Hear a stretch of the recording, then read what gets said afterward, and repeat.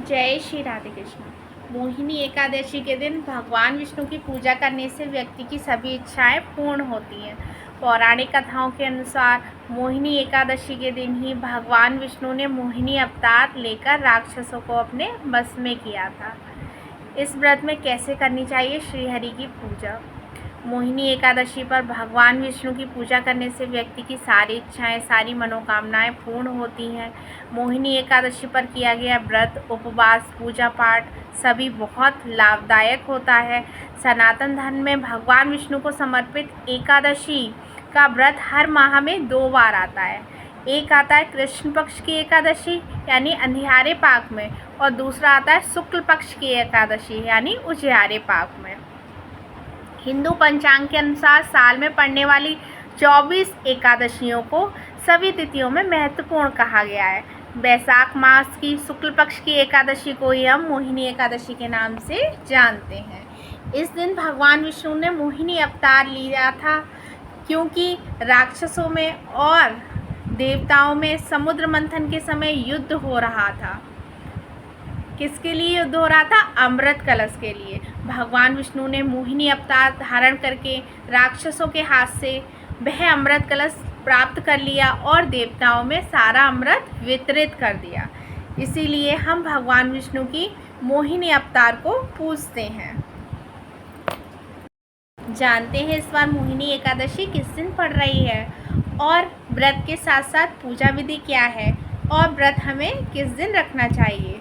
तो मोहिनी एकादशी किस दिन पड़ रही है? हिंदू पंचांग के अनुसार इस साल यानी 2024 में एकादशी तिथि का आरंभ 18 मई को सुबह 11:22 पर हो जाएगा। एकादशी तिथि का समापन 19 मई दोपहर 1:50 पर हो जाएगा। उदय तिथि के लिहाज से देखा जाए तो इस साल मोहिनी एकादशी का व्रत और पूजा 19 मई यानी दिन रविवार को किया जाएगा। मोहिनी एकादशी की पूजा के शुभ मुहूर्त की बात करें तो 19 मई को सुबह 7:10 से दोपहर 12:18 तक पूजा का शुभ समय रहेगा। व्रतधारी व्यक्ति को, भक्त को इस समय भगवान विष्णु की विधिवत पूजा करनी चाहिए। मोहिनी एकादशी का पारायण हम 20 मई सुबह 5:28 से 8:12 तक कर सकते हैं।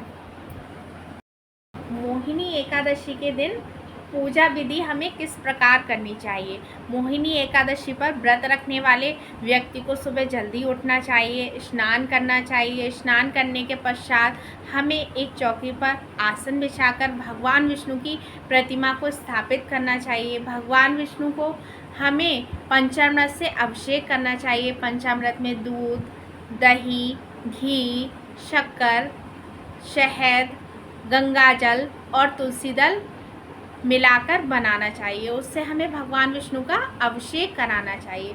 अभिषेक के पश्चात भगवान विष्णु को हमें पीले वस्त्र धारण कराना चाहिए, उनका श्रृंगार करना चाहिए और उन्हें चौकी पर स्थापित करना चाहिए। इसके बाद हमें चंदन से, पीले चंदन से उनका तिलक करना चाहिए। उसके पश्चात हमें धूप दीप प्रज्वलित करना चाहिए। एकादशी के व्रत का संकल्प लेना चाहिए और व्रतधारी व्यक्ति को भी पीले वस्त्र धारण करना चाहिए और माथे पर तिलक लगाना चाहिए। फिर हमें भगवान विष्णु को नारियल, मिठाई, फल और मेवे अर्पित करने चाहिए। पंचामृत भोग में भी रखना चाहिए और भगवान विष्णु की आरती करें। इसके पश्चात हमें ओम नमो भगवते वासुदेवाय, ओम नमो भगवते वासुदेवाय मंत्र का उच्चारण करना चाहिए 108 बार। इसके पश्चात हमें भगवान विष्णु के सहस्त्र नाम का जाप करना चाहिए और गरीबों को दान देना चाहिए, भोजन करवाना चाहिए। कहा जाता है कि मोहिनी एकादशी के दिन भगवान विष्णु की विधिवत पूजा करने के साथ साथ दान करने से जातक को समस्त सुखों की प्राप्ति होती है, सांसारिक पापों से छुटकारा मिलता है और मोक्ष की प्राप्ति होती है।